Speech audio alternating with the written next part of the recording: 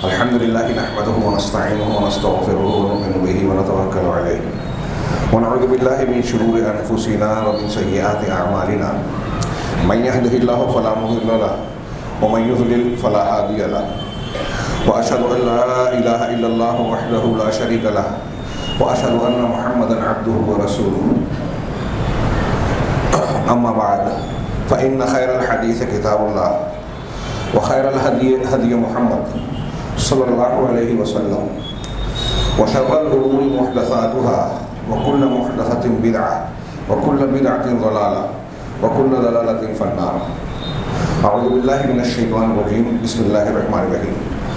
قال اللہ تعالی حکایتا عن قول موسیٰ علیہ السلام استعینوا باللہ واصبروا ان الارض للہ یورثها من عباده من یشاء والعاقبۃ للمتقین. محترم حاضرین، آج محرم الحرام اسلامی تقویم کے پہلے مہینے کی 10ویں تاریخ ہے، اور ہم اور آپ بخوبی جانتے ہیں کہ آج غیر مسلم تو غیر مسلم، مسلمان بھی اس تاریخ کے تعلق سے اس بات کا تذکرہ کم کرتے ہیں جس کا تذکرہ قرآن و حدیث نے کیا، اور اس بات کا تذکرہ کرتے ہیں جو دین کے مکمل ہونے کے بعد لوگوں نے ایجاد کی. کچھ واقعات وقوع پذیر ہوئے، کچھ باتوں کو لوگوں نے مشہور کر دیا. واقعہ کربلا اور اس سے متعلقہ وہ امور جو سبائیت نے، رافضیت نے، خارجیت نے تاریخ میں اس طرح سے رقم کی کہ اس کے منفی اثرات پورے عالم اسلام پر، لوگوں کے عقائد اور ظاہری اعمال ہی پر نہیں بلکہ عقیدوں پر بھی اس کے اثرات دیکھے جا سکتے ہیں اور گہرے دیکھے جا سکتے ہیں، جس کے حوالے سے اس تاریخ اور اس مہینے کے حوالے سے ہجرت اور سابقین اولین اور اول عہد کے مسلمانوں کی قربانیاں، ان کے ایمان اور ان کی کارناموں کو یاد کرنا تھا. حضرت موسیٰ علیہ السلام اور ان کے متعلقہ امور کو جاننا تھا. اس کا ذکر چھوڑ کر شریعت کی تکمیل ہو جانے کے 50 سال بعد ہونے والے واقعے اور اس ضمن میں بہت سارے جھوٹے واقعات، جھوٹی روایات، جھوٹے اعمال، شریعت سے لا تعلق چیزوں کو پیش کیا جاتا ہے. ہمارا تذکرہ گزشتہ ہفتہ سے اس مناسبت سے کہ اللہ کے نبی جناب محمد رسول اللہ صلی اللہ علیہ وسلم نے اس دن کی جو حیثیت بتائی تھی کہ اللہ نے اس دن موسیٰ علیہ السلام اور آپ کی معیت میں بنی اسرائیل کو فرعون اور اس کے آل سے نجات بخشی تھی. اس کے شکرانے میں انہوں نے روزہ رکھا، اور آپ جو پہلے سے اس تاریخ کا روزہ رکھتے تھے، رمضان کے روزوں کی فرضیت سے پہلے فرض مان کر، فرض کی حیثیت سے، اور بعد میں سنت کی حیثیت سے، کہ جب یہود بھی اس کا روزہ رکھتے ہیں موسیٰ علیہ السلام کی مطابقت میں، تو انا احق بموسیٰ منکم، میں موسیٰ کا تم سے زیادہ حقدار ہوں کہ ان کی پیروی کروں، ان کے نقش قدم پہ چلوں. لہذا آپ نے کہا کہ میں بھی رکھوں گا، اور یہود کی مخالفت کرتے ہوئے 10ویں تاریخ کے ساتھ ایک دن اور بھی. یہ اس کی شرعی حیثیت ہے. اور حضرت موسیٰ علیہ السلام کے واقعے کی مناسبت سے یہ بالکل صحیح ثابت شدہ روایت ہے. ہمارے ہاں یہ بھی مشہور کیا جاتا ہے کہ یہ 10 محرم الحرام ہی وہ تاریخ ہے جس دن نوح علیہ السلام کی کشتی جودی پر لگی، ابراہیم علیہ السلام کو آگ میں ڈالا گیا، یونس علیہ السلام کو مچھلی کے پیٹ سے نکالا گیا، فلاں فلاں فلاں فلاں واقعہ ہوا. اس میں حضرت آدم علیہ السلام کی ولادت یا توبہ کی بات تو بعض روایتوں میں ہے، اس پر بھی کلام ہے. 2-3 باتیں ایسی، کچھ ایسی ہیں جو صحیح حدیثوں میں نہیں ہیں، بعض اقوال ہیں. جو بالکل پختہ بات ہے وہ یہ کہ حضرت موسیٰ علیہ السلام کو فرعون سے نجات ملی اور بنی اسرائیل کو، اور یہ کوئی چھوٹا موٹا واقعہ نہیں ہے. اللہ تبارک و تعالیٰ نے، جیسا کہ میں نے اس سے پہلے بیان کیا، اس واقعے کو بار بار قرآن میں ذکر کیا. قرآن میں حضرت موسیٰ علیہ السلام کا صرف اس واقعے نہیں، پوری زندگی کو 136 مرتبہ تذکرہ کر کے کہیں اجمالاً کہیں تفصیلاً آپ کے واقعات کا ذکر کیا گیا. اس کی کئی حکمتیں اہل تفسیر میں بیان کی. اس میں ایک حکمت یہ بھی ہے کہ موسیٰ علیہ السلام کو اپنی قوم کے ساتھ جس طرح کا سابقہ پڑا، اول تو فرعون اور آل فرعون سے، پھر اس کی تباہی کے بعد بنی اسرائیل جو بظاہر آپ پر ایمان لانے والے تھے، جس طرح تفصیلی مسائل اور معاملات کا سابقہ حضرت موسیٰ علیہ السلام کو اللہ کے نبی سے پہلے کے انبیاء میں پڑھا، آپ شاذ و نادر دوسرے کسی نبی کا معاملہ پائیں گے. اور شاید یہی حضرت موسیٰ علیہ السلام کے اس تفصیلی تجربے کی وجہ تھی کہ شب معراج جب حضرت موسیٰ علیہ السلام نے پوچھا کہ رب نے کیا دیا آپ کو آسمان، چھٹے آسمان پر، تو اللہ کے رسول نے بتایا 50 نماز. تو حضرت موسیٰ نے مشورہ دیا. اس سے ان کی فضیلت، تجربہ کاری بھی ظاہر ہوتی ہے کہ میں نے بنی اسرائیل کو آزمایا ہے، اس کی تمہاری امت طاقت نہیں رکھے گی، جاؤ تخفیف کرواؤ، کم کروا لو. اور بار بار یہ مشورہ دیتے رہے. 50 سے 5 ہو گئی، تعداد میں 5 ہو گئی، اجر و ثواب میں 50 نہیں. تو حضرت موسیٰ علیہ السلام کا اللہ نے وجہ بنائی، سبب بنایا. اس اعتبار سے ہم پر اور آپ پر بھی ایک احسان ہے، وہ اس کی حکمت ہے اپنی جگہ. تو بہرحال حضرت موسیٰ علیہ السلام کے واقعات کا میں تذکرہ کر رہا تھا. گزشتہ ہفتہ میں کچھ باتوں کا سرسری ذکر ہوا. ان میں سے ہر بات کے ہر پہلو کو اگر مسائل استنباط کرتے ہوئے تفصیل، حکمت اور تفسیر کے نکات کو بیان کرتے ہوئے پیش کیا جائے تو ہفتوں درکار ہوں گے. ہم نے پچھلے ہفتے جو تذکرہ کیا تھا کہ موسیٰ علیہ السلام کے ہاتھوں غلطی سے ایک قتل ہوتا ہے.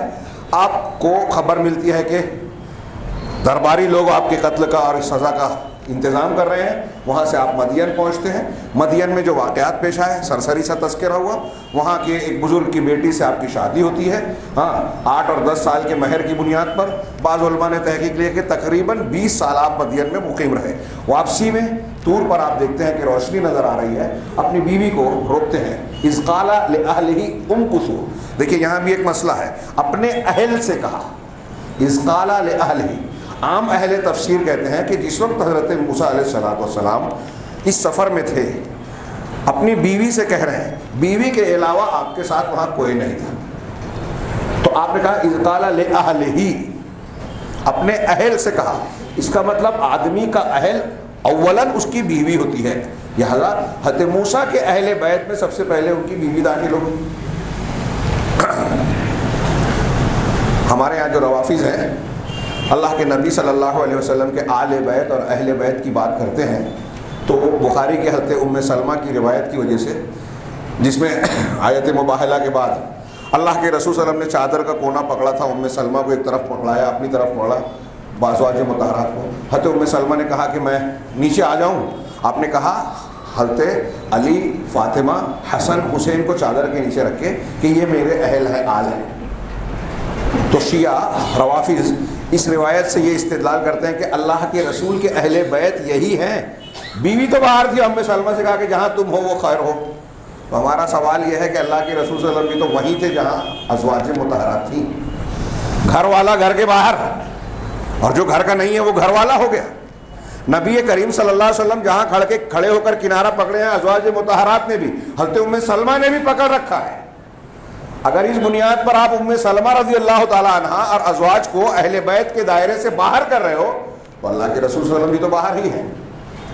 یہاں مقصد یہ ہے جن کو عقل نہیں ہے، عقل نہیں ہے، سمجھا بھی نہیں سکتے، ماننا بھی نہیں چاہتے. اللہ کے نبی صلی اللہ علیہ وسلم دنیا کو یہ بتانا چاہ رہے ہیں کہ عام طور سے بیٹی نواسے انسان کے خاندان سے الگ مانے جاتے ہیں. لڑکی جس خاندان میں چلی جاتی ہے اس کا فرد بن جاتی ہے. لیکن میرا معاملہ خصوصی ہے کہ میری بیٹی ہے فاطمہ، پھر بھی میرے اہل کا حصہ ہے، میری جگہ کا ٹکڑا ہے، اور اس کے بیٹے بیٹیاں بھی میرے اہل بیت میں شمار ہوں گے، حسن حسین رضی اللہ عنہ. لہذا آپ کا یہ خصوصی معاملہ تھا، اس لیے وضاحت کی ضرورت پڑی. شیعہ پوری کتابیں سیاہ کر دیتے ہیں یہ بتانے کے لیے، ثابت کرنے کے لیے کہ ازواج مطہرات اہل بیت سے خارج ہے، پھر انہیں مرتد بھی گردانتے ہیں. یہ حضرت موسیٰ کہہ رہے ہیں اذ قال لأهله، جب اپنے اہل سے کہا. اہل بیت میں بیوی ہے. اس کو بھی رد کرنے کی شیعہ کوشش کرتے ہیں کہ دیکھیے حضرت موسیٰ تو کہہ رہے ہیں امکثوا، جمع مذکر حاضر کا صیغہ. اب ہم تفصیل میں جائیں تو لمبی بات ہو جائے گی. اس طرح سے عورتوں کو کئی جگہ خطاب کیا گیا. ہم لوگ عام طور سے عورتوں کو بھی السلام علیکم کہتے ہیں، مردوں کو مردانہ خطاب سے. تو اس خطاب میں عمومی طور پر مرد اور عورت دونوں شامل ہو جاتے ہیں. اور بھی اس کے کئی جواب ہیں. فی الحال ہم آگے بڑھتے ہیں. حضرت موسیٰ طور پر گئے، اللہ سے کلام ہوا. اللہ تبارک و تعالیٰ نے شرف کلام سے وہاں بھی نوازا، اسی لیے کلیم اللہ کہلائے. آگ کی ایک درخت کی طرف دیکھا، روشنی نظر آ رہی ہے، درخت میں روشنی ہے، آگ دکھ رہی ہے. قرآن نے آگ کہا، لیکن درخت جل نہیں رہا ہے. اس کو وادی مبارک کہا گیا. کیوں مبارک کہا گیا یہ ایک تفصیل ہے. مطالعہ کیجئے، تفسیر میں دیکھیے. ہم اپنے واقعات کو بیان کرنا چاہتے ہیں، آگے بڑھنا چاہتے ہیں. اللہ تبارک و تعالیٰ وہاں گفتگو کر رہا ہے، کلام کر رہا ہے، اس درخت میں نہیں تھا. اہل علم نے کہا کہ قرآن میں اگرچہ مذکور نہیں ہے لیکن سیاق و سباق بتا رہا ہے کہ اللہ کے فرشتے وہاں موجود تھے.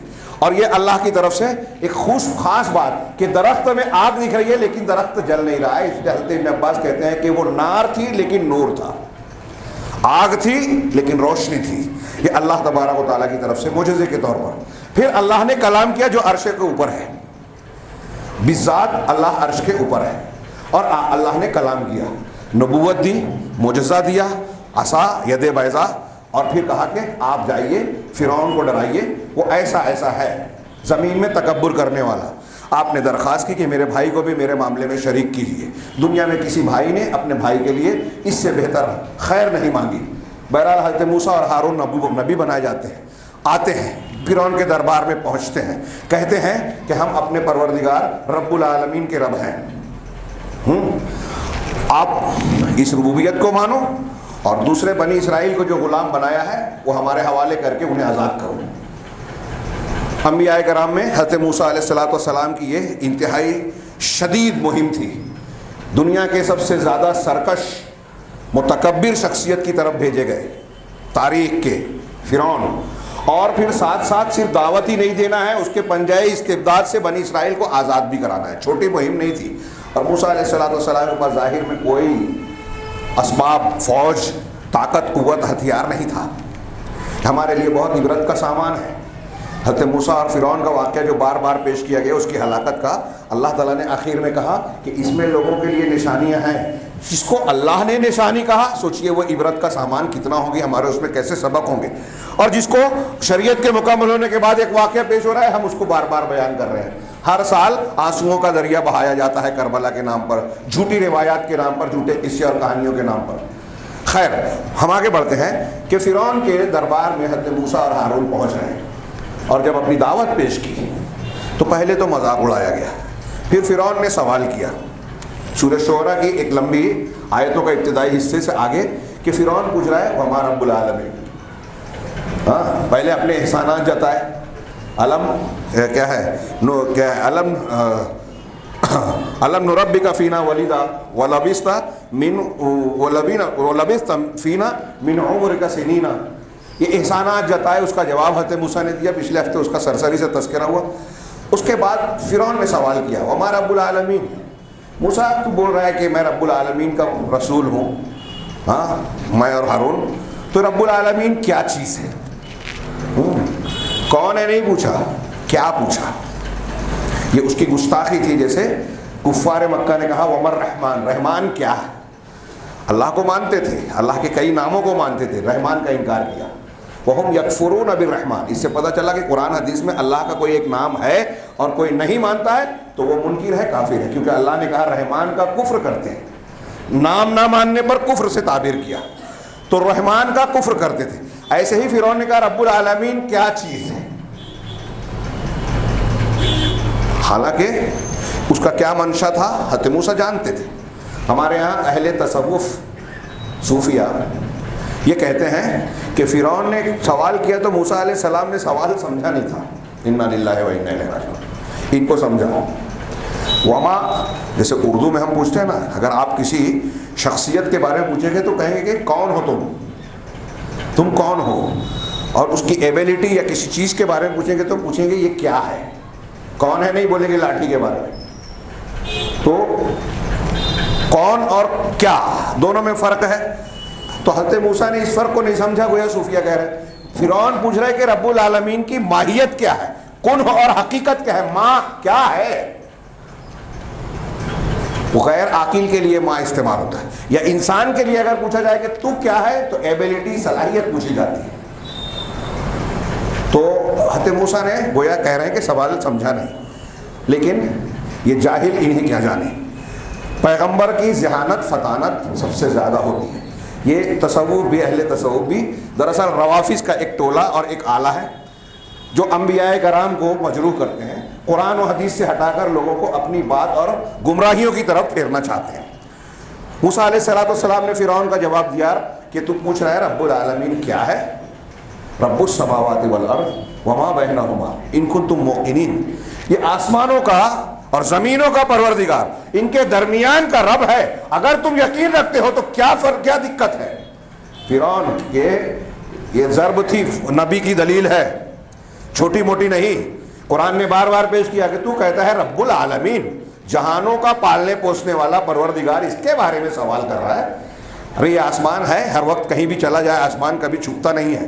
زمین پہ تو چل رہا ہے، تیرا گھر بار ساری سلطنت حکومت اسی زمین پر قائم ہے، تو یہ آسمان اور زمین تو کبھی کسی انسان سے چھپتی نہیں ہے نا۔ انبیاء کی دلیل ایسی ہی زبردست اور واضح ہوتی ہے۔ بتا فرعون کہ یہ تو نے بنایا، یہ کس نے بنایا؟ یہ بغیر بنانے والے کے دنیا میں کوئی چیز نہیں بنتی، یہ لاٹھی نہیں اس طرح سے بن سکتی درخت سے کٹ کر۔ کوئی اگر کہے کہ یہ خود بخود بن گئی تو کوئی عقل والا نہیں مانے گا۔ تو پھر تمہاری عقل کیا کہتی ہے؟ یہ آسمان زمین تو نے بنایا؟ کس نے بنایا؟ جس نے آسمان اور زمین بنایا، اس کے درمیان کی ساری چیزوں کو بنایا، وہ ہے رب العالمین، اگر تم یقین رکھتے ہو تو مانو۔ قال لمن حوله الا تستمعون، فرعون نے اب جواب نہیں تھا تو اپنے درباریوں سے کہہ رہا ہے، اپنے گرد و پیش کر، الا تستمعون، تم سن رہے ہو کیا کہتا ہے؟ تعجب نہیں ہو رہا میرے علاوہ کسی اور کو رب کہہ رہا ہے؟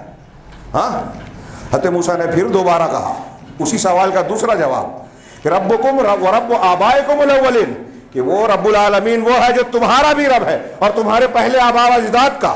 فرعون تو باپ دادا سے پیدا ہوا نا، خود سے پیدا ہو گیا کیا؟ بغیر ماں باپ کے پیدا ہو گیا؟ نہیں، ماں باپ تھے تو ماں باپ کے پیدا کرنے سے پہلے تو رب العالمین اپنے آپ کو کہہ سکتا تھا؟ جب تو خود موجود نہیں تھا، تیرے ماں باپ کو کس نے بنایا؟ ماں باپ کہاں سے آئے؟ وہ ان کے ماں باپ کہاں سے آئے؟ تو تمہارے باپ دادا کا جو سلسلہ چلا آ رہا ہے، اس سلسلے کو قائم کرنے والی ذات رب العالمین کی۔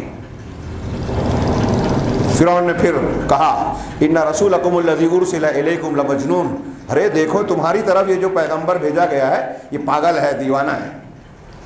حضرت موسیٰ کی بات کو ٹال رہا ہے، وہ جو دلیل جو اس کے سوال کو پر ضرب لگا رہی ہے، ہتھوڑے مار رہی ہے، اس سے ہٹنے کی کوشش کر رہا ہے اور اپنے متعلقین اور درباریوں سے کہہ رہا ہے ارے دیکھو تمہارا رسول پاگل اور دیوانہ ہے۔ پھر حضرت موسیٰ نے تیسرا جواب دیا، رب المشرق والمغرب وما بینہما ان کنتم تعقلون، کہ وہ رب العالمین وہ ہے جو مشرق مغرب اور اس کے درمیان کی ساری چیزوں کو تم دیکھ رہے ہو نا ارد گرد میں۔ سوچو ذرا سا، یہ فرعون، آل فرعون یا دنیا کی کسی طاقت اور شکتی نے بنایا ہے؟ کوئی ایک ذرہ، ایک مکھی پیدا نہیں کر سکتا۔ اب یہ چیزیں مخلوق ہیں، موجود ہیں، تو ان کو وجود دینے والی ذات ہے، ان کو پالنے اور چلانے والی ذات ہے۔ کون ہے وہ؟ وہی رب العالمین ہے جو مشرق اور مغرب کا پروردگار پالنہار ہے، مالک ہے، آقا ہے، چلانے والا ہے، ان کے درمیان کی ساری چیزوں کا۔ اب جب دیکھا کہ میری بات نہیں بن رہی ہے، دلیل پہ دلیل دیے جا رہے ہیں اور ان کا کوئی جواب فرعون کے پاس ہے ہی نہیں، اپنے آپ کو رب اعلیٰ تو کہہ رہا ہے لیکن ان باتوں کا جواب نہیں ہے کہ میں نے کوئی مکھی وکھی پیدا کر دیا، یہ بتا دے فرعون موسیٰ علیہ السلام کو۔ تو جواب میں کہہ رہا ہے کہ اگر تو نے میری بات نہیں مانی، کیا ہے؟ قال لئن اتخذت الہا غیری لاجعلنک من المسجونین، باطل کا طریقہ دنیا میں ہمیشہ فرعونہ کا یہی طریقہ رہا کہ اگر تو نے میرے علاوہ کسی اور کو معبود بنایا تو میں تجھ کو قیدیوں میں ڈال دوں گا، لاجعلنک من المسجونین، تجھے قیدیوں میں ڈال دوں گا۔ یعنی اب دھمکی پر آ گیا، دلیل نہیں ہے، یہی طریقہ ہوتا ہے باطل پرستوں کا۔ حضرت موسیٰ علیہ السلام نے جواب میں کہا کہ اولو جئتک بشیء مبین، کیا اگر میں کوئی کھلی ہوئی چیز، کھلی ہوئی دلیل پیش کروں تب بھی تو یہی کرے گا؟ تو کہا کہ فاتی بہا ان کنت من الصادقین۔ فرعون نے کہا کہ ٹھیک ہے تو کہہ رہا ہے تو لا، اگر سچا ہے تو دلیل پیش کر۔ حضرت موسیٰ علیہ السلام فالقى عصاه فاذا هي ثعبان مبین، انہوں نے اپنی لاٹھی، یہ عصا حضرت موسیٰ کے ہاتھ میں جو تھا، اپنی لاٹھی زمین پر ڈالی تو یہ کھلا ہوا، کھلم کھلا اژدہا بن گیا۔ کہیں اژدہا کہا، کہیں سانپ کہا، تین لفظ استعمال ہوا۔ وہ اس کی صفات اور جسامت سب کا الگ الگ اعتبار کر کے جہاں جیسا ضرورت ہے وہ بیان کیا گیا۔ وَنَزَعَ يَدَهُ فَإِذَا هِيَ بَيْضَاءُ لِلنَّاظِرِينَ، اور پھر اپنے دامن میں لگا کر اپنا ہاتھ نکالا تو آپ کا جو ہاتھ اور ہتھیلی تھی وہ بالکل روشن اور چمکیلی ہو گئی دیکھنے والوں کے لیے۔ قرآن نے کہا من غیر سوء، بغیر سوء کے، توریت میں کہا گیا کہ اس میں برس تھا، ہاں قرآن نے رد کیا من غیر سوء، اس میں کوئی بیماری نہیں تھی، ہاں جو برس کی بیماری۔ حضرت موسیٰ علیہ السلام گندمی رنگ کے تھے اور یہ اس طرح چمکتا تھا، بعض مفسرین نے کہا جیسے چاند کی چمک ہوتی ہے، حضرت موسیٰ کے ہاتھ میں آ جاتی تھی بطور معجزہ کی، یہ بطور معجزہ اور نشانی تھا۔ جب یہ دیکھا تو کہا قال للملأ حولہ ان ھذا لساحر، اپنے درباریوں سے کہا ارے یہ تو جادوگر ہے، بہت بڑا جادوگر ہے، علم والا جادوگر ہے، یرید ان یخرجکم من ارضکم بسحرکم، یہ چاہتا ہے کہ اپنے جادو کے ذریعے سے تم کو تمہاری اس سرزمین سے باہر نکال دے۔ فماذا تأمرون، تو تم کیا رائے رکھتے ہو، کیا حکم دیتے ہو؟ فرعون اپنے درباریوں سے سوال کر رہا ہے۔ اہل حکومت، اہل اقتدار، باطل پرست جو طاقتور ہوتے ہیں ان کا معاملہ ایسا ہی ہوتا ہے، دلائل سے ہٹتے ہیں، اپنے بیانات سے کام لیتے ہیں، میری باتوں کو توڑ مڑوڑ کر پیش کیا گیا، یہ میرے خلاف سازش ہے، اس میں دم نہیں ہے، اس کی حقیقت میں واضح کروں گا، حقائق سے جو ہے منہ پھیر کر اس طرح کے بیانات دینا پرانی بات ہے۔ قالوا ارجہ اخاہ، رائے پوچھی تو کہا کہ اس کو اور اس کے بھائی کو مہلت دو، ہاں تھوڑا ٹائم دے دو، وبعث فی المدائن حاشرین، اور شہروں میں، ہمارے شہر میں آپ آدمی جمع کرنے والوں کو بھیجیے، یہ فجمع کیا ہے، اور جادوگروں کو اکٹھا کریں، وہ ماہر جادوگروں کو لائیں۔ پھر ایک مکات معلوم میں مفہوم بیان کر دوں، لیکن قرآن کے بعض جملوں میں میں چاہتا تھا کہ کچھ مسائل کی طرف توجہ دلایا جائے۔ تو جانکار اور ماہر ترین مفسرین کہتے ہیں کہ اچھے نہیں، اچھے ترین، انتہائی بہترین چن چن کر جادوگروں کو لایا گیا۔ ان کی تعداد کے بارے میں کوئی قطعی دلیل نہیں ہے، مفسرین الگ الگ بتاتے ہیں، کوئی کہتا ہے 700، کوئی 7000، کوئی 1000، 10,000، 12,000، 70,000، جس میں مبالغے تک لگتا ہے۔ اگر کم سے کم تعداد جو بیان کی گئی ہے وہ بھی مانی جائے 700، تو بھی کچھ کم نہیں ہے۔ حضرت موسیٰ علیہ السلام کے سامنے لائے گئے، پیش کیے گئے۔ وہ سورہ طٰہٰ میں، یہ سورہ شعراء کی آیتیں ہیں، شعراء کی۔ سورہ طٰہٰ میں وضاحت ہے کہ فرعون اور آل فرعون نے موسیٰ سے پوچھا کہ کوئی ایک وقت مقرر کرو، ٹائم، کہ لوگوں کے سامنے ہم اسے پیش کریں۔ فرعون کا مقصد یہ تھا کہ سارے لوگوں کے سامنے موسیٰ کو جو ہے دبا دیا جائے تاکہ اس کا اثر نہ ہو لوگوں پر، دعوت کو روکنے کی چال چلی۔ اور موسیٰ علیہ السلام پیغمبر تھے، ان کے لیے تو یہ بہت اچھی بات تھی۔ ہم جن کو خطرہ سمجھتے ہیں، انبیاء کرام اسی کو موقع سمجھتے ہیں دعوت کا۔ چنانچہ موسیٰ علیہ السلام نے کہا کہ یوم الزینہ جو ان کے یہاں تہوار کے طور پر منایا جاتا، وہ دن مقرر کیا جائے اور دوحہ دن چڑھے اس وقت کو طے کیا جائے اور سارے لوگوں کو اکٹھا کیا جائے۔ حضرت موسیٰ کی خواہش تھی کہ میرا معجزہ، میری نشانی، میری تعلیم سارے لوگوں کے سامنے آ جائے۔ چنانچہ اس دن طے کیا گیا، جادوگروں کو اکٹھا کیا گیا، حضرت موسیٰ علیہ السلام اور آپ کا انتہائی زبردست مقابلہ ہوا۔ ہاں، لیکن اس سے پہلے قرآن نے کئی مقامات پر سورۃ الاعراف میں، سورۃ طٰہٰ میں نقل کیا کہ حضرت موسیٰ علیہ السلام نے جادوگروں سے کہا کہ دیکھو، ہاں اللہ تبارک و تعالیٰ پہ افطرا نہ کرو، یہ تم افطرا پردازی کر رہے ہو، لا تفتروا علی اللہ کذبا، اللہ پر جھوٹ نہ باندھو، فیسحتکم بعذاب، تو ورنہ اللہ تعالیٰ اپنے مختلف قسم کے عذاب سے تم کو ملیہ میٹ کر دے گا، نام و نشان مٹا دے گا، تم کو ختم کر دے گا۔ جادوگروں نے حضرت موسیٰ علیہ السلام کے مقابلے سے پہلے دعوت دی، حضرت موسیٰ نے آپس میں بات کی۔ قرآن نے کہا فتنازعوا امرهم بینہم، آپس میں ان کے اختلاف ہو گیا، واسروا النجوى، اور آپس میں سرگوشی کی۔ کیا اختلاف ہوا؟ قرآن نے اس کی وضاحت نہیں کی، اہل تفسیر نے الگ الگ وضاحت کی، اور یہ بتایا کہ جادوگروں کو بھی اندیشہ ہوا کہ واقعی یہ جادوگر ہے یا واقعی اللہ کا پیغمبر ہے۔ فرعون نے بلایا تو ساری باتیں بتائی ہوگی کہ وہ ایسا ایسا پیش کر رہا ہے، تو انہیں بھی دل میں لگا کہ ہو سکتا ہے یہ سچا رسول ہو۔ ہاں، اگر ایسا ہوا تو کیا، اور نہ ہوا تو کیا، اس بارے میں انہوں نے آپس میں ڈسکشن کی۔ لیکن فرعون کے پاس آئے تھے تو سوال کیا تھا کہ اِنَّ لَنَا لَأَجْرًا إِن كُنَّا نَحْنُ الْغَالِبِينَ، کہ فرعون اگر ہم جیت گئے تو کیا ہمیں انعام ملے گا، اجر ملے گا؟ کہا نعم انکم اذا لمن المقربین، اتنا ہی نہیں کہ تم کو اجر اور انعام ملے گا، بلکہ تم تو مقربین میں سے، یعنی درباریوں میں سے ہو جائیں۔ آج کی زبان میں کچھ لوگوں نے کہا کہ کرسی دے دیں گے، تم کو کرسی مل جائے گی، درباریوں میں ہو جاؤ گے، مقربین میں سے بن جاؤ گے، انعام کا لالچ۔ لیکن جب مقابلہ ہوا، اب جب سامنا ہوا، تو حضرت موسیٰ سے کہا کہ تم اپنا کرتب، اپنا جادو پیش کرو گے یا القاء کرو گے یا ہم؟ حضرت موسیٰ نے کہا القوا ما انتم ملقون، تمہیں جو ڈالنا ہے، پیش کرنا ہے، پیش کرو۔ اہل علم نے کہا کہ موسیٰ علیہ السلام چاہتے تھے کہ پہلے جادوگر پیش کریں، ورنہ ایسا ہوتا کہ اگر حضرت موسیٰ علیہ السلام پہلے ہی کر دیتے تو یہ مقابلہ آرائی ہو ہی نہیں پاتی، جادوگروں کا معاملہ پیش ہی نہیں ہوتا، وہ پہلے ہی دیکھ کے ڈر جاتے، گھبرا جاتے، پہلے ہی ان کا آپس میں خوف زدہ ہو چکے تھے۔ تو انہوں نے جب اپنی رسیاں اور لاٹھیاں ڈالی تو سورہ طٰہٰ میں کہا گیا فَإِذَا حِبَالُهُمْ وَعِصِيُّهُمْ يُخَيَّلُ إِلَيْهِ مِنْ سِحْرِهِمْ أَنَّهَا تَسْعَىٰ، ان کی رسیاں، ان کی لاٹھیاں، حضرت موسیٰ کو یہ خیال گزرا کہ وہ دوڑ رہے ہیں، دوڑ رہے ہیں۔ توریت وغیرہ میں کہ سانپ محسوس ہو رہے تھے، سانپ کا لفظ قرآن حدیث میں تو نہیں ہے، لیکن اگر لاٹھی رسی دوڑتے ہوئے نظر آئے تو سانپ کی طرح ہی دکھیں گے۔ حضرت موسیٰ کو بھی یہ خیال گزرا۔ یہاں بہت سے لوگوں نے جو جادو کا انکار کرتے ہیں، معتزلہ، عقل پرست اور آج کے بھی کچھ اقلیت پسند، وہ کہتے ہیں کہ دیکھیے یہ خیال گزرا، یہ حقیقت میں نہیں تھا۔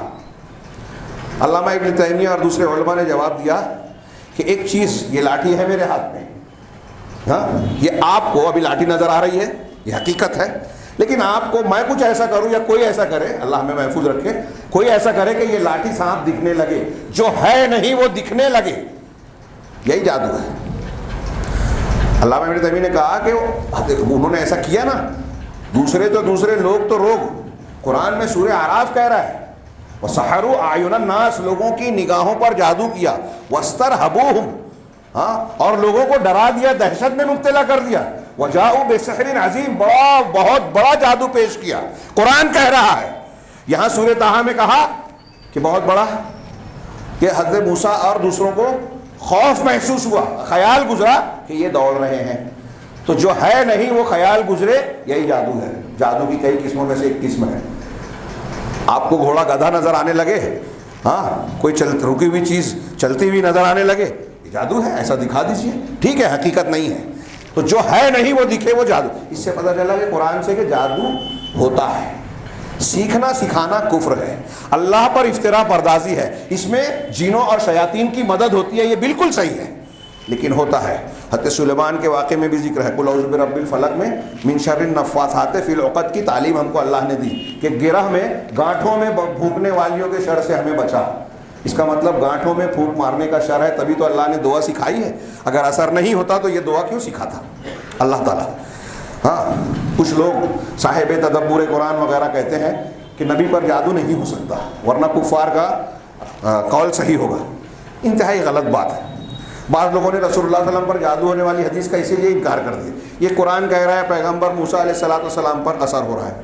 امین احسن اصلاحی نہیں آئے تو کہا کچھ دیر کے لیے ہوا اثر، موسیٰ علیہ السلام پر کچھ دیر کے لیے ہوا، تو لوگوں نے سوال کیا کہ کتنی دیر اثر ہوگا تو پیغمبر کی شان پہ حرف نہیں آئے گا، اور کتنی دیر اثر ہوگا تو پیغمبر کی شان مجرور ہو جائے گی، آپ کوئی پیمانہ بتا سکتے ہیں؟ آدھا سیکنڈ، 2-4 سیکنڈ پہ ہو تو کوئی فرق نہیں پڑے گا، انتہائی بکواس بات ہے۔ تھوڑی دیر کے لیے پڑھے، کتنی دیر، جہاں تک نبوت و رسالت کی بات ہے اس کی حفاظت کی ذمہ داری اللہ نے لی، انبیاء کرام بھولتے بھی تھے، بھول سے دین کو محفوظ رکھا اللہ نے۔ خیر یہ عقیدے کی باتیں بھی اس سے ثابت ہوتی ہے، اور یہ بھی کہ جادو ناجائز چیز ہے، اور پھر قرآن نے یہاں سورہ طٰہٰ میں اور کئی مقامات پر کہا کہ موسیٰ ڈرو نہیں، لوگوں سے کہا ڈرو نہیں، جادوگر یہ جو پیش کر رہے ہیں یہ ان کی جادوگر کی چال اور سازش ہے، قید ہے، اور جادوگر کہیں سے بھی آئے کامیاب نہیں ہوں گے۔ وَلَا يُفْلِحُ السَّاحِرُ حَيْثُ أَتَىٰ، قرآن نے یہ بات 2-3 جگہ پر الگ الگ انداز میں کہی کہ جادوگر کہیں سے بھی آئیں کامیاب نہیں ہوں گے، یہ ہمیں خیال رکھنا ہے۔ جادو ہے، ہوتا ہے۔ اب جادو کی بہت سی قسمیں ہیں، پھونک جال، یہ جو ٹونا ٹوٹکا، ہمارے ہاں خواتین اس کی سلسلے میں اور جو جادو کی دکانیں چلا رہے ہیں، ہاں، اور خواتین کا بطور خاص استحصال کرتے ہیں، دنیا پیسہ بھی لیتے ہیں اور عزت پر بھی ڈاکہ ڈالتے ہیں، کاروبار چل رہا ہے، اس پر مہم چلانی چاہیے اپنے سماج میں کہ اس کو اکھاڑ کر پھینکا جائے۔ عقیدہ خراب کرتے ہیں، ساتھ میں دنیا بھی بگاڑتے ہیں، بدگمانیوں کا شکار بناتے ہیں۔ وہ قوم جو لوگوں کی تقدیر لکھتی تھی آج گنڈے تعویذ سے اپنے مسائل حل کرنے کی کوشش کرتی ہے، کتنی افسوس کی بات ہے۔ خیر تو میں یہ عرض کر رہا تھا کہ قرآن کا یہ سبق یاد رکھیں، جادوگر کامیاب نہیں ہوا، کامیاب ہوگا اللہ کا کلام، کامیاب ہو گیا نیکی اور تقوی اور پرہیزگاری۔ سب سے بڑی حفاظت کی چیز حصار، اور جس کو ہم کہتے ہیں بندش، سب سے بڑی بندش یہ ہے کہ آپ نیک بن جائیں، اللہ کے نبی صلی اللہ علیہ وسلم کی سنتوں اور معمولات کو اختیار کر لے۔ دنیا کا بڑے سے بڑا کوئی جادوگر، بڑے سے بڑا کوئی قرآن و حدیث کا اور اللہ رسول کا دشمن آپ کا بال بیکا نہیں کر سکتا، سوائے اتنے جتنا اللہ چاہے۔ صبح و شام کی دعائیں پڑھیے، قرآن کی تلاوتیں کیجیے، اور سب سے بڑی چیز عقیدے کی اصلاح کیجیے، جس کے لیے ہمارے پاس ٹائم نہیں ہے نا، وہ سب سے اہم کام ہے۔ دنیا کی سب چیزیں چھوڑی جا سکتی ہیں، کھانا پینا، عقیدہ سیکھے بغیر چارہ نہیں ہے۔ قیامت کے دن کوئی نہیں کہہ سکتا مجھ کو صحیح عقیدہ نہیں معلوم تھا، شرک اور توحید نہیں معلوم تھی، بچے گا نہیں یہ بول کر، سیکھنا پڑے گا۔ قبر ہی سے پہلا سوال ہوگا تیرا رب کون ہے، تیرا دین کیا ہے، اور رسول محمد صلی اللہ علیہ وسلم کے بارے میں تیرا کیا کہنا ہے۔ تینوں سوال عقیدے کے ہوں گے جو دنیا کے ہر عالم اور جاہل سے ہونا ہے، یہ سیکھنا پڑے گا۔ پیپر آؤٹ ہے، اس کی تیاری کر لیں۔ بہرحال اللہ تبارک و تعالیٰ نے اس واقعے کی تفصیل بیان کی، اور پھر جب حضرت موسیٰ علیہ السلام کے سامنے جادوگروں نے اپنی لاٹھی اور ڈالی، خوف محسوس ہوا، گھبرا گئے، ڈرے۔ کس چیز سے ڈرے؟ علماء نے کہا ان لاٹھیوں ڈنڈوں سے نہیں ڈرے تھے حضرت موسیٰ علیہ السلام۔ موسیٰ علیہ السلام کے دل میں یہ ڈر پیدا ہوا کہ کہیں جادوگروں کے اس کرتب کی وجہ سے لوگ متاثر نہ ہو جائیں، ان پر اثر نہ پڑ جائے، ہاں کہیں لوگ ایسا نہ کرے کہ میری بات کو سننے سے انکار کر دیں، اسی کو دیکھ کر مرعوب ہو جائیں۔ اس طرح کے کئی ڈر تھے، اندیشے تھے۔ اللہ نے کہا ڈرو نہیں، اپنی لاٹھی ڈالو۔ موسیٰ علیہ السلام نے اپنی لاٹھی ڈالی، فَإِذَا هِيَ تَلْقَفُ مَا يَأْفِكُونَ۔ بڑا اچھا ترجمہ کیا محمد جولا گڑھی نے کہ انہوں نے جب یہ لاٹھی ڈالی یہ اژدہا بن گیا، اور اس نے ان کے سارے کھلونوں کو نگل لیا، جو کھلونے بنائے تھے، یعنی جو تراش رکھا تھا، جادو کے کرتب پیش کر رکھے تھے، سب کو نگل لیا۔ یہ دیکھنا تھا کہ جادوگروں پر تو یہ بات عیاں ہو گئی کہ موسیٰ علیہ السلام نے جو پیش کیا ہے وہ جادو نہیں ہے۔ وہ سمجھتے تھے کہ جادوگر کیا کر سکتا ہے، ہم جادو جانتے ہیں، موسیٰ نے جو کیا وہ جادو نہیں ہے، وہ اللہ کی قدرت ہے، یہ اللہ تعالیٰ کی ذات اور شان ہی ہے کہ وہ حقیقت کو بدل دے۔ ایک لاٹھی حقیقی طور پر اژدہا بن جائے، چیزوں کو نگل لے، یہ کوئی انسان نہیں کر سکتا۔ حالت کی تبدیلی صرف اللہ کے اختیار میں۔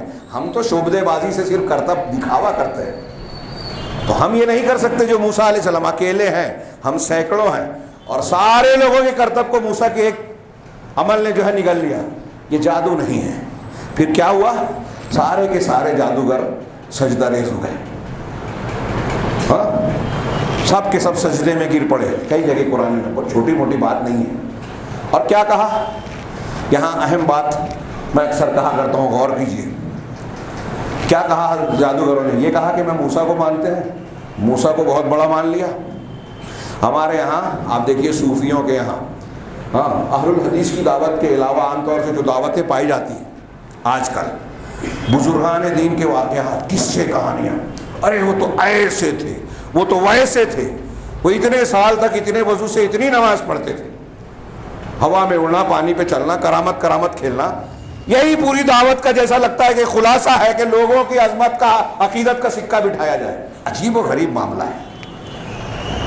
بزرگان دین ٹھیک ہے، بزرگان مانا جائے، ان کو بزرگ مانا جائے۔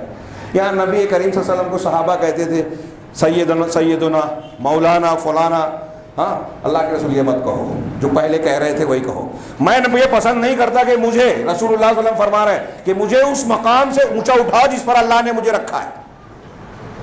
اللہ کے رسول روک رہے ہیں، اور یہاں لوگ اپنے بزرگوں، مشائخ اور سلسلے کے لوگوں کی ہی جو ہے عظمت، کبریائی بیان کیے جا رہے ہیں۔ اللہ کا تذکرہ آ گیا پہلے ہم تک پہنچو پھر اللہ کے پاس پہنچنا۔ انا للہ و انا راجعون۔ یہ انبیاء کی دعوت نہیں ہے، عقیدہ سیکھیے۔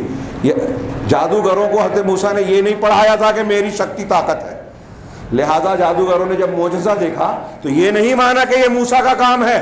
اگر موسیٰ علیہ السلام کا کام مانتے تو ایمان نہیں لاتے، مقابلہ کرتے کہ موسیٰ بھی انسان، ہم بھی انسان، جو وہ کر سکتے ہیں وہ ہم بھی کر سکتے ہیں۔ حضرت موسیٰ کو مانا اس لیے کہ موسیٰ نے وہ کام کیا ہے، وہ چیز پیش کی ہے جو کوئی انسان کر ہی نہیں سکتا، اسی لیے تو گر گئے سجدے میں، اور کہا آمنا برب العالمین، کہ ہم رب العالمین پر ایمان لائے، رب موسیٰ و ہارون، موسیٰ اور ہارون کے پروردگار پر ایمان لائے، تاکہ کوئی یہ نہ سمجھے کہ رب کہہ رہا ہے فرعون بھی اپنے آپ کو تو یہ رب العالمین، ہم فرعون کو نہیں مان رہے ہیں، موسیٰ اور ہارون کے پروردگار کو مان رہے ہیں۔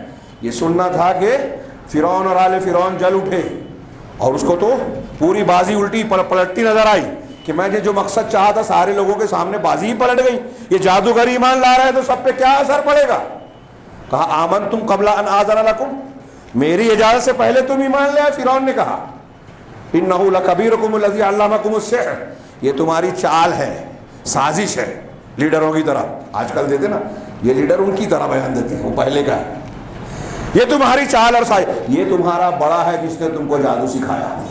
موسیٰ علیہ السلام کو کہہ رہا ہے یہ اس نے تم کو جادو سکھایا اور ملی بھگت ہے تم لوگوں کی. اہل علم نے لکھا کہ یہ فرعون بھی جانتا تھا کہ وہ جو کہہ رہا ہے جھوٹ ہے، کیونکہ موسیٰ علیہ السلام کے بارے میں وہ خود جانتا تھا. پلے بڑے اس کے محل میں. حادثہ ہوا، مدین چلے گئے.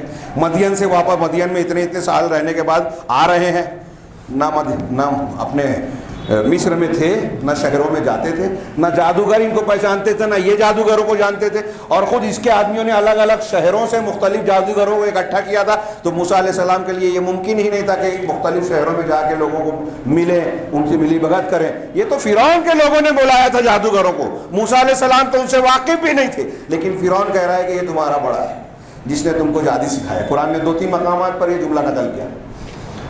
یہی بڑے لوگوں کا طریقہ ہوتا ہے، اور عام لوگ دھوکہ بھی کھا جاتے ہیں.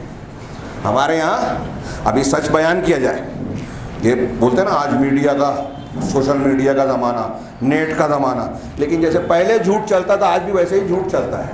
سچی خبریں پیش کیجئے تو لوگ کو یقین نہیں آئے گا. آج دنیا میں میڈیا میں، ٹی وی چینل پہ، اخبارات میں مسلمانوں میں جو اچھا ہے اسے برا بنا کے پیش کیا جاتا ہے، اور زیادہ تر لوگ وہی مانتے ہیں، اسی پہ تبصرے کرتے ہیں. اور جو برا ہے اسے اچھا بنا کر پیش کیا جاتا ہے، زیادہ تر لوگ وہی مانتے ہیں. آج کتنا بھی عام ہو گیا ہو ذرائع ابلاغ، جھوٹ عام ہے. تو حضرت موسیٰ علیہ السلام اور پھر آپ کے ماننے والوں، فرعون نے کہا کہ میں تم کو سولی پہ چڑھاؤں گا. وقت زیادہ ہو گیا، ابھی جادوگروں کا ہی واقعہ ہے. اور پھر اور بھی نشیب و فراز آئے. جادوگر ایمان لائے اور معجزہ دیکھ کر اللہ کو مانا اور موسیٰ کو ذریعہ مانا. کرامت اور معجزہ پیش کرنے والے کی طاقت اور قدرت کا نمونہ نہیں ہوتے، جس ذات نے ان پر پیش کیا ہے اس ذات کی توحید اور عظمت کا نشان ہوتے ہیں. یہ جادوگروں کے اس واقعے سے پتہ چلتا ہے. تو ہم اگر بزرگان دین کی کرامت پڑھتے ہیں نا تو بزرگان کی طاقت اور قوت نہیں ہے، اگر ہے بھی کرامت ثابت شدہ، یہ اللہ کی قدرت ہے. اس کی توحید کو ماننا چاہیے. فرعون نے دھمکی دی لَأُصَلِّبَنَّكُمْ فِي جُذُوعِ النَّخْلِ لَأُقَطِّعَنَّ أَيْدِيَكُمْ وَأَرْجُلَكُمْ مِنْ خِلَافٍ، میں تیرے ہاتھ پیر کو الٹی سمتوں سے کاٹ دوں گا، ادھر کا ہاتھ ادھر کا پیر. جادوگروں کو دھمکی دی. اور تمہیں کھجور کے تنوں پر سولی دے دوں گا. دیا کہ نہیں دیا اس کا تذکرہ قرآن و حدیث میں نہیں ہے، لیکن دھمکی دی. پھر موسیٰ علیہ السلام وہاں سے نکل کے آگے بڑھتے ہیں.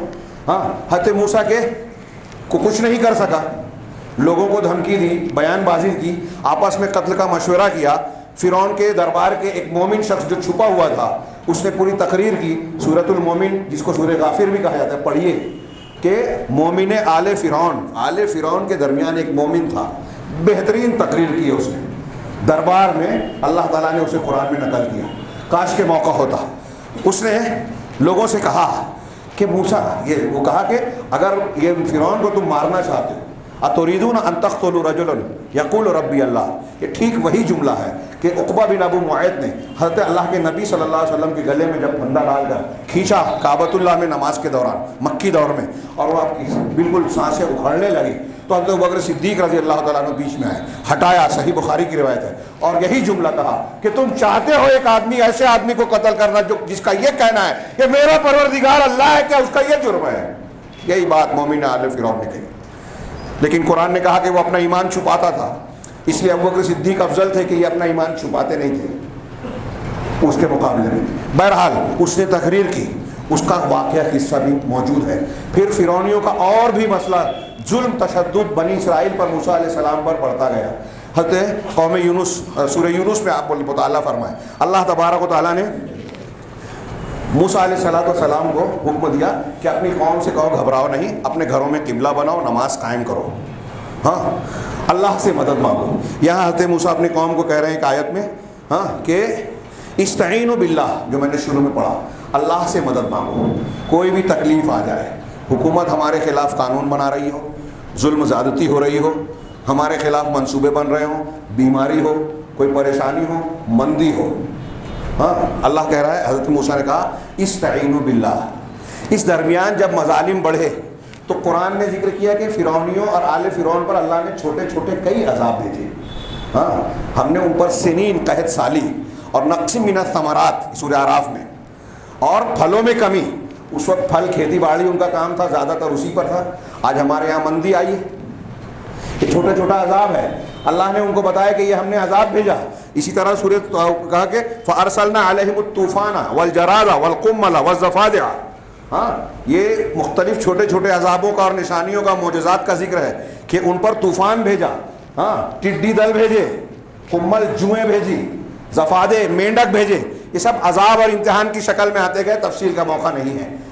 اور جب بھی کوئی عذاب آتا اللہ نے قرآن میں فرمایا کہ موسیٰ کے پاس آتے کہ دیکھو ہم اس میں پریشان ہو گئے، تمہارے رب کا وعدہ ہے، تم دعا کرو یہ عذاب ہم سے ہٹ جائے، چھٹ جائے، اور جب یہ ہٹ جائے گا تو جیسا تم کہہ رہے ہو ہم ایمان لے آئیں گے. حضرت موسیٰ علیہ السلام دعا کرتے، عذاب چھٹ جاتا، یہ پھر سے اپنی شرارتوں پر آ جاتے اور اپنا عہد توڑ دیتے، ایمان نہیں لاتے. آج ہمارا بھی یہی حال ہے. کورونا کی مہاماری آئی، خوف دہشت کا ماحول ہوا، ہاں دواخانے بند ہو گئے، بیڈ نہیں مل رہے، آکسیجن نہیں مل رہا. خوف اور دہشت میں ہم اللہ تعالیٰ کو یاد تو کر رہے ہیں، تھوڑی سی حالات ٹھیک ہوئے پھر ہم اپنی شرارتوں، مسجد کا راستہ بھول کر، دین کا راستہ بھول کر اپنی دنیا داری کی طرف چلے گئے. حلال حرام کی تمیز کھو دیا، بے ایمانیاں، منصوبہ بندیاں، لوگوں کے ساتھ دغا فریب، نہ جانے کیا کیا جاری ہو گیا. کہ اسی لیے اللہ تعالیٰ نے یہ واقعات نقل کیے کہ ہمارے اور آپ کے یہاں ان کے یہاں مطابقت نظر آتی ہے کئی چیزوں میں. حضرت موسیٰ نے کہا اللہ سے مدد مانگو، وَاصْبِرُوا، اور صبر کرو. ہاں ان الارض للہ، زمین اللہ کا، اللہ کی ہے. یہاں لوگ آتے ہیں اپنے آپ کو بادشاہ سمجھتے ہیں، فرعون، حامان، فلاں ڈیما، بڑی پراپرٹی ہو گئی، یہاں بھی زمین، وہاں بھی زمین، یہاں بھی پراپرٹی، وہاں بھی پراپرٹی. ہاں لیکن بھول جاتے ہیں کہ یہ حقیقت میں آپ کی نہیں، آپ مر جائیں گے، آپ کے ورثہ لڑیں گے. اچھے ہیں تو برکت ملے گی، ہو سکتا ہے کچھ دنوں کے لیے، برے ہیں تو لڑیں گے، بڑھ جائے گی، بک جائے گی. گناہ کے کام کریں گے اس سے آپ کو بھی اس کا حصہ ملے گا. یورثھا من یشاء من عبادہ، اللہ تعالیٰ کی یہ زمین ہے، اپنے بندوں میں سے جسے چاہتا ہے اس کو وارث بناتا ہے. والعاقبۃ للمتقین، یہ جملہ ہر نوجوان، جوان، عورت، مرد سب یاد رکھے کہ اچھا انجام، نتیجہ، انجام متقیوں کے حق میں ہوتا ہے. وقت کا فرعون ہو، وقت کا امریکہ ہو، سپر پاور کہلاتی ہو، اپنے آپ کو رب اعلیٰ بولتا ہو، نتیجہ اور انجام اس کے لیے ہوگا جو متقی، پرہیزگار ہے، دیندار ہے، اللہ کا ماننے والا، اللہ کے دین کا ماننے والا. انجام اس کے حق میں ہوگا.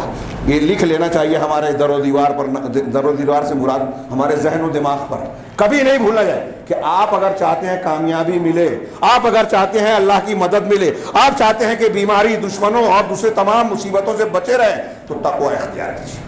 سب سے بڑی چال حضرت عمر فاروق کا جملہ ہے کہ تقوی دشمن کے خلاف سب سے بڑا ہتھیار ہے اور سب سے بڑی چال ہے. تو یہ نشیب و فراز آتے گئے، مختلف عذاب آتے گئے. وقت زیادہ ہو گیا، میں معافی چاہتا ہوں. آخری چیز جو اس 10 محرم کی مناسبت سے پیش کرنا تھی، یہ قرآن کی آیتیں ہیں سورہ یونس میں بھی اور سورہ شعراء. میں نے دونوں لکھی تھی لیکن دونوں کو پیش نہیں کر پاؤں گا. سورہ یونس میں قدر تفصیل سے بیان کیا گیا کہ اللہ تبارک و فرعون نے دیکھا کہ یہ سارے لوگ مان نہیں رہے اور حضرت موسیٰ علیہ السلام نے ہر طرح سے اس پر حجت پوری کر دی. تو اب اللہ کا فیصلہ ہو گیا کہ انہیں ختم کر دینا ہے، فرعون اور آل فرعون کو ختم کر دینا. یہاں اللہ کی ایک سنت ہمیں اور آپ کو یاد رکھنا چاہیے کہ اللہ تعالیٰ باطل کو ایک خاص مہلت اور مدت دیتا ہے. اس میں ہم کو دھوکہ ہوتا ہے، ارے وہ تو اتنا ظلم کر رہے ہیں پھر بھی ان کو حکومت مل رہی ہے، ترقی مل رہی ہے.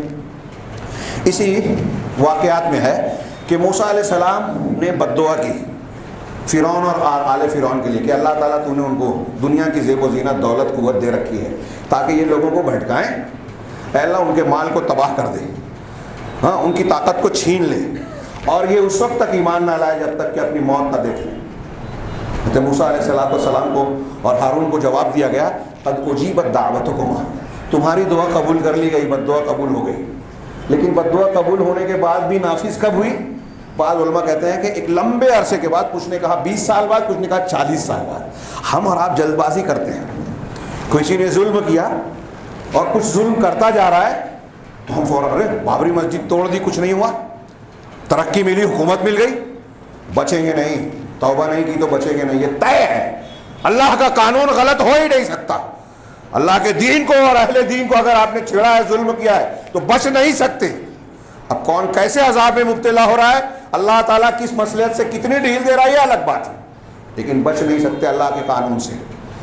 تو کہا دعوت دعا قبول ہو گئی، اب دعا کی قبولیت کا یہ موقع، اس دعا کی قبولیت کے اعلان کے 20 یا 40 سال، 20 سال بھی مانے تو کم نہیں ہے، لیکن اس مدت میں بہت سے لوگ سوچ رہے اتنا گناہ کر کے بھی، ظلم کر کے بھی یہ ترقی کر رہا ہے۔ بہرحال حضرت موسیٰ علیہ الصلوۃ والسلام سے خطاب کر کے کہا گیا وَأَوْحَيْنَا إِلَىٰ مُوسَىٰ أَنْ أَسْرِ بِعِبَادِي إِنَّكُمْ مُتَّبَعُونَ، ہم نے موسیٰ کو یہ وحی کی کہ اپنے میرے بندوں کو راتوں رات لے کر نکل جا، نکل پڑا اور تمہارا پیچھا کیا جائے گا۔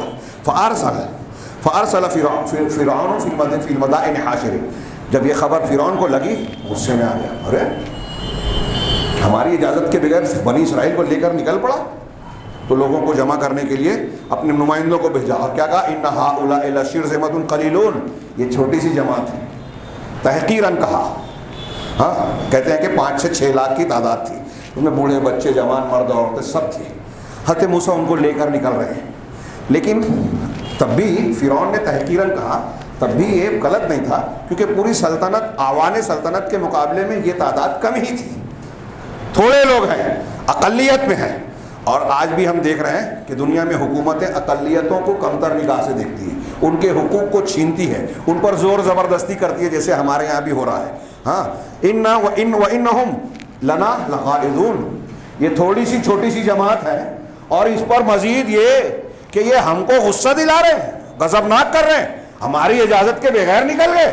ہاں وَإِنَّا لَجَمِيعٌ حَاذِرُونَ، اور ہم سب کے سب ان سے ہوشیار رہنے والے ہیں۔ محمد جنید علی صاحب نے اس کا ترجمہ 2 جملوں میں کیا کہ ہم اقلیت میں، ہم ایک بڑی جماعت ہیں اور ان سے ہوشیار ہیں، ہاں ہم سب کے سب ان سے ہوشیار ہیں۔ فَأَخْرَجْنَاهُم مِّن جَنَّاتٍ وَعُيُونٍ، یہ اللہ کی تدبیر تھی۔ فرعون غصے میں آ رہا ہے، اپنی پوری طاقت اور قوت کے ساتھ لشکر کو تیار کر کے اللہ نے وہاں سے نکلا ان کے تعاقب میں، اللہ نے پہلے ہی کہہ دیا تھا کہ تمہارا پیچھا ہوگا۔ ہاں تو فَأَخْرَجْنَاهُم مِّن جَنَّاتٍ وَعُيُونٍ، ہم انہیں ان کو باغات سے اور چشموں سے نکال دیا، وَكُنُوزٍ وَمَقَامٍ کریم، اور خزانوں سے اور اچھے اچھے گھروں سے ان کو نکال دیا۔ یہ فرعون اور آل فرعون اب موسیٰ اور بنی اسرائیل کے پیچھا کرتے ہوئے نکل رہے ہیں، اپنے گھر بار کو چھوڑ کے، محلوں کو چھوڑ کر، باغات کو چھوڑ کر، اور انہیں پتہ نہیں ہے کہ اب ان کو واپس آنا نصیب نہیں ہوگا، صاحب ویسا کا ویسا پڑا اور دھرا رہ جائے گا، اور یہ اللہ کے فیصلے کے منہ میں چلے جائیں گے۔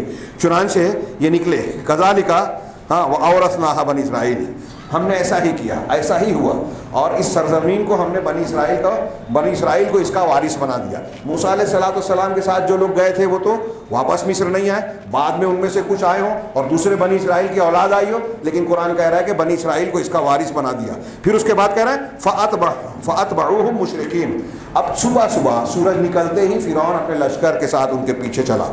فَلَمَّا تَرَاءَ الْجَمْعَانِ، جب دونوں گروہ ایک دوسرے کے روبرو ہو گئے، تراء دیکھنے لگے، رونما ہو گئے، ہاں قال اصحاب موسیٰ انا لمدرکون، تو موسیٰ کے ساتھیوں نے کہا کہ ہم تو گھیر لیے گئے، ہمارا ادراک کر لیا گیا، یعنی گھیر لیے گئے۔ آگے دریا ہے، سمندر، پیچھے سے یہ فرعون، دونوں ایک دوسرے کو دیکھ رہے ہیں۔ دیکھیے قرآن کہہ رہا ہے ایک دوسرے کا سامنا ہو گیا، کیسا سنگین مرحلہ رہا ہوگا۔ اپنے آپ کو وہاں رکھیے، سوچئے تھوڑی دیر کے لیے کہ گھر آپ کا ہے، پیچھے سے دروازہ نہیں ہے، فوج آ گئی آپ کو گرفتار کرنے، قتل کرنے، شوٹ کرنے، کوئی دروازہ نہیں ہے، سامنے سے دشمن ہے۔ ہاں ایسی ہی صورتحال ہے کہ آگے کوئی راستہ نہیں ہے۔ اور پھر بنی اسرائیل کتنے ٹوٹے پوٹے تھے بتائیے، یہاں سے اللہ کی نشانی دیکھ کے بھی گئے۔ جب فرعون نے، موسیٰ نے کہا کہ فلاں شہر میں چلو، تو کہا وہاں عمالقہ ہے، ان فیہا قوما جبارین، اس میں طاقتور لوگ ہیں، جبار لوگ ہیں، ہاں جب تک وہ اس میں رہیں گے ہم نہیں جائیں گے، آپ اور آپ کا رب جائیں، لڑے، ہم یہاں بیٹھے ہیں۔ یہ تو نشانیاں دی، تو نشانی دیکھنے سے پہلے کی بات ہو رہی ہے۔ کتنے بزدل ہو چکے تھے، حوصلے ٹوٹ چکے تھے۔ فرعون کے لشکر کو دیکھ کر موسیٰ سے شکوا کہا کہ ہم تو گھیر لیے گئے۔ اس سے پہلے بھی کہا تھا اوذینا من قبل ما تأتینا، تیرے آنے سے پہلے ہے موسیٰ ہم کو ستایا گیا، اور آنے کے بعد بھی ستایا جا رہا ہے۔ اس کے بعد ہی حضرت موسیٰ نے کہا تھا کہ استعینوا باللہ، اللہ سے مدد مانگو اور صبر کرو۔ بہرحال یہاں بھی شکوہ کیا کہ ہم تو گھیر لیے گئے۔ حضرت موسیٰ جواب دے رہے ہیں۔ اس جواب کی، اس عقیدے کی، یقین کی ہمیں اور آپ کو زندگی کے ہر مرحلے میں ضرورت ہے۔ حضرت موسیٰ نے کہا کلا ان معی ربی سیہدین، ہرگز نہیں، میرے ساتھ میرا رب ہے اور وہ مجھے عنقریب راستہ دے گا۔ ہدایت اور رہنمائی دے گا، بچائے گا، یہ یقین ہونا چاہیے۔ موسیٰ علیہ السلام کو نبوت دیتے وقت اللہ نے کہا تھا نا کہ میں تم دونوں کے ساتھ ہوں، سن رہا ہوں اور دیکھ رہا ہوں۔ یہ عقیدہ موسیٰ علیہ السلام کا ہر جگہ تھا، دربار میں ہو، عذاب کی شکل، فرعونیوں کی طرف سے جو ہے مخالفت کی شکل میں ہو، کوئی بڑے سے بڑے خطرے کی شکل میں ہو، اور اللہ تعالیٰ نے موسیٰ کی قدم قدم پر جو ہے حفاظت فرمائی۔ بچپن میں ماں کے گود سے نکال کر دریا کے حوالے کیا گیا، وہاں مدد فرمائی، فرعون کے محل میں انتظام کیا۔ آپ دیکھیں کہ قدم قدم پر مدد ہو رہی ہے۔ یہ ہمارے لیے نشانی ہے کہ اگر ہم اللہ والے بن جائیں۔ بچپن میں موسیٰ علیہ السلام نبی نہیں تھے، لیکن اللہ نے جب حفاظت کرنے کا فیصلہ کیا تو فرعون کی طاقت مار نہیں سکی جو بچوں کو قتل کر رہی تھی۔ اور یہاں بھی دیکھیے کہ گھیر لیے گئے، موسیٰ علیہ السلام کہہ رہے ہیں نہیں، میرے ساتھ میرا رب ہے۔ یہ وہی جملہ ہے جو اللہ کے نبی جناب محمد رسول اللہ علیہ وسلم نے حضرت بکر صدیق سے غار میں کہی تھی، جب حضرت بکر صدیق نے کہا کہ اے اللہ کے رسول یہ ڈھونڈتے ہوئے آ گئے ہیں، اگر انہوں نے اپنے پیر کی طرف دیکھ لیا تو ہم پر نگاہ پڑ جائے گی۔ تو اللہ کے رسول صلی اللہ علیہ وسلم نے فرمایا کہ یا ابا بکر ما ظنک باثنین اللہ ثالثہما، اے ابو بکر ان دو کے بارے میں تمہارا کیا خیال ہے جن کا تیسرا اللہ ہے؟ لا تحزن ان اللہ معنا، ڈرو نہیں، اللہ ہمارے ساتھ ہے۔ تو جو کہا تھا اللہ ہمارے ساتھ ہے، اور اس معیت کی بات میں پچھلے ہفتے میں بیان کر چکا ہوں کہ معیت کا مطلب اللہ کا ساتھ ہونے کا مطلب یہ نہیں کہ اللہ بھی ذات ہمارے ساتھ ہے، اللہ کی مدد اور تائید ہمارے ساتھ ہے، اس کی نگرانی اور حفاظت ہمارے ساتھ ہے۔ یہی بات حضرت موسیٰ نے کہی کہ میرے ساتھ میرا پروردگار ہے، وہ راستہ دے گا۔ فأوحینا الی موسیٰ ان اضرب بعصاک الحجر، اب بعصاک البحر، ہاں تو ہم نے موسیٰ کو یہ وحی کی کہ اپنے پتھر، اپنی لاٹھی کو سمندر پر، دریا پر ماریے۔ دیکھیے آپ اور ہم اگر کوئی مارے اس لاٹھی کو کہیں تو راستہ بنے گا؟ زمین پھٹے گی، پانی پھٹ رہا ہے۔ تو لوگوں نے اس سے یہ استدلال کیا کہ اللہ پر بھروسہ کرنے کے ساتھ ساتھ آپ کے اور ہمارے لیے ضروری ہے کہ جو ہم کر سکتے ہیں وہ کریں۔ حضرت موسیٰ وہاں لاٹھی مار سکتے تھے تو لاٹھی مارنے کے لیے کہا گیا، لاٹھی مارے بغیر بھی اللہ تعالیٰ دریا کو پھاڑ سکتا تھا، لیکن کہا نہیں ایسا کیجیے۔ مطلب ہم جو کر سکتے ہیں ہمیں محنت کرنا چاہیے، نتیجہ اللہ کی طرف۔ تو حضرت موسیٰ کو کہا کہ سمندر پر لاٹھی ماریے، فن فلقا، تو وہ پھٹ گیا۔ فکانا کل فرق کالطود العظیم، دو حصوں میں بٹا، اور ہر دو حصہ ایک بڑے ٹکڑے کی طرح، پہاڑ، بڑے پہاڑ کی طرح ایک ایک ٹکڑا بن گیا۔ کالطود، طود کہتے ہیں پہاڑ کو، العظیم بڑا، بڑے پہاڑ کی طرح۔ دریا پھٹ رہا ہے اور ایک طرف موجیں، دوسری طرف موجیں، دونوں پہاڑ کی طرح نظر آ رہا ہے۔ بیچ میں راستہ بن گیا، اور راستہ بھی کیچڑ اور دلدل والا نہیں، سوکھا راستہ، ایٹ دا اسپاٹ سوکھا ہوا راستہ، اسی جگہ پر سوکھا راستہ بن گیا۔ ہاں کہا یہ فأوحینا الی موسیٰ، اس کے بعد کہا وَأَزْلَفْنَا ثُمَّ الْآخَرِينَ، پھر دوسروں کو ہم نے قریب کر دیا۔ بنی اسرائیل وہاں سے نکل گئے، اب فرعون اور آل فرعون وہاں قریب آ گئے۔ وَأَنْجَيْنَا مُوسَىٰ وَمَن مَّعَهُ أَجْمَعِينَ، ہم نے موسیٰ اور ان کے ساتھ تمام لوگوں کو نجات دے دی۔ ثُمَّ أَغْرَقْنَا الْآخَرِينَ، پھر جو دوسرے آئے ان کو ہم نے ڈبو دیا۔ یہ سورہ شورى کی آخری آیت چل رہی، آخری میں ایک جملہ ہے، اس سے پہلے میں نے پچھلے ہفتے جو آیتیں پڑھی تھی اس میں کا ایک جملہ سورہ یونس میں کہا اللہ نے کہ جب وہ بغین اور عدوان اس نے پیچھا کیا تو جب اسے غرق ڈوبنے نے پکڑ لیا، فرعون ڈوبنے لگا، قال آمنت انہ لا الہ الا الذی آمنت بہ بنو اسرائیل، اس وقت فرعون کہہ رہا ہے کہ میں ایمان لایا اس ذات پر جس پر بنی اسرائیل ایمان لائے، ایمان لا رہا ہے۔ اب دیکھیے یہاں تھوڑی دیر کے لیے سوچئے، فرعون کتنا سرکش تھا، کہہ رہا ہے میں تمہارا رب اعلیٰ، کہہ رہا ہے کہ میرے علاوہ تمہارا کوئی معبود نہیں ہے، میرے علاوہ کسی کو معبود مانا تو قیدی بنا ڈالوں گا۔ موسیٰ علیہ السلام سے کہا، تو اپنے آپ کو رب اور الہ کہہ رہا ہے، لیکن ڈوبنے کے وقت کیا کہہ رہا ہے کہ بنی اسرائیل نے جس پر ایمان لایا میں بھی لاتا ہوں، اس کو الہ مان رہا ہوں۔ اسی لیے علماء نے کہا، قرآن بھی کہتا ہے وَجَحَدُوا بِهَا وَاسْتَيْقَنَتْهَا أَنفُسُهُمْ ظُلْمًا وَعُلُوًّا، کہ فرعون دنیا میں سب سے بڑا وہ شخص ہے جو رب کی ربوبیت کا انکار کرنے میں دکھاوا کرتا تھا، لیکن یہ تجاہل عارفانہ تھا، دل میں جانتا تھا۔ قرآن نے کہا کہ دل میں جانتا تھا کہ اللہ پروردگار ہے، موسیٰ کی نشانیاں صحیح اور سچی ہیں، یہ سچے پیغمبر ہے، دل میں یقین تھا۔ قرآن نے کہا وَاسْتَيْقَنَتْهَا أَنفُسُهُمْ، ان کے دلوں نے اس کا یقین رکھا تھا، لیکن انکار کیوں کیا؟ ظلم و علوا، ظلم اور علو، تکبر کرتے ہوئے۔ اسی لیے علامہ ابن تیمیہ کہتے ہیں کہ دنیا میں جتنے جرائم اور گناہ ہوتے ہیں، ہم اور آپ جتنی سرکشی گناہ کرتے ہیں، اس کی سب سے بڑی وجہ اناد اور تکبر ہوتا ہے۔ گھمنڈ ہوتا ہے، انانیت ہوتی ہے، اور یہ فرعون اور ابلیس میں تھا، ہمارے اندر بھی ہے. اسی لیے اللہ تعالیٰ نے ان کے واقعات کو پیش کیا ہے تاکہ ہم ان سے عبرت لیں. ان کے درجے کی قوت، طاقت اور تکبر پہ نہیں پہنچ سکتے. انہوں نے جب کچھ نہیں بگاڑا، اللہ نے ان کو نشانی بنا دی، تو ہم اور آپ کس کھیت کی مولی؟ یہ نشانیاں ہیں. اور 10 محرم کو یہ واقعہ پیش آیا. ہاں تو وہ ایمان لایا، لیکن اللہ تعالیٰ نے کہا الآن، آواز آئی کہ اب تو ایمان لا رہا ہے. وقد عصیت قبل، جبکہ تو نے پہلے نافرمانی کی. وکنت من المفسدین، اور تو فساد انگیز لوگوں میں سے تھا، فساد پھیلانے والوں میں سے تھا. فالیوم ننجیک ببدنک، آج ہم تمہاری لاش کو جو ہے نجات دیں گے. کچھ کہتے ہیں کہ کچھ لوگوں کو انکار تھا، فرعون مرا نہیں، اللہ نے اس کی لاش کو داستان عبرت کا سامان بنا دیا. ہاں ہم تجھ کو اور تیرے بدن کو، یعنی تیری لاش کو نجات دیں گے تاکہ تو اپنے لتکون لمن خلفک آیا، تاکہ پیچھے والوں کو یہ نشانی بن جائے.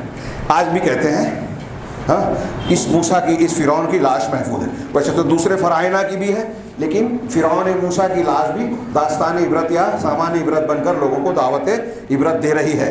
آخر میں اللہ تعالیٰ نے سورہ شعراء میں کہا ان فی ذالک لآیہ، کہ یقیناً یقیناً اس واقعے میں لوگوں کے لیے نشانیاں ہیں. وما کان اکثرهم مؤمنین، لیکن اکثر لوگ ایمان نہیں لاتے. وَإِنَّ رَبَّكَ لَهُوَ الْعَزِيزُ الرَّحِيمُ، اور تمہارا پروردگار غلبے والا، عزیز اور رحیم ہے. یہ 10 محرم کو پیش آنے والا عبرت ناک واقعہ ہے جسے قرآن نے بیان کیا، جھوٹے راویوں نے نہیں، ایرے گہرے نتو خیرے مخلوق لوگوں نے، ہمارے رب نے بیان کیا ہے.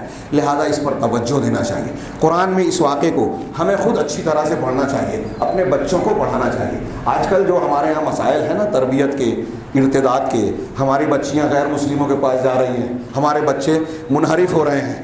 قرآن، درس قرآن، علم، مسجد، اس کے لیے موقع نہیں ہے. موبائل کے لیے، ننگے پروگراموں کے لیے، فحاشی کے لیے بہت ٹائم ہے. قتل عام ہو رہا ہے، خودکشیاں ہو رہی ہیں، یا لایانی کاموں میں آگے بڑھ رہے ہیں، والدین کی فرما برداری نہیں کر رہے ہیں. ان سب چیزوں کا علاج اگر ہمیں کرنا ہے تو ایمانیات سکھانا چاہیے. ایمانیات سکھانے کا ایک طریقہ قرآن کا یہ طریقہ ہے کہ بزرگوں، انبیاء اور صالحین کے سچے واقعات بیان کیے جائیں.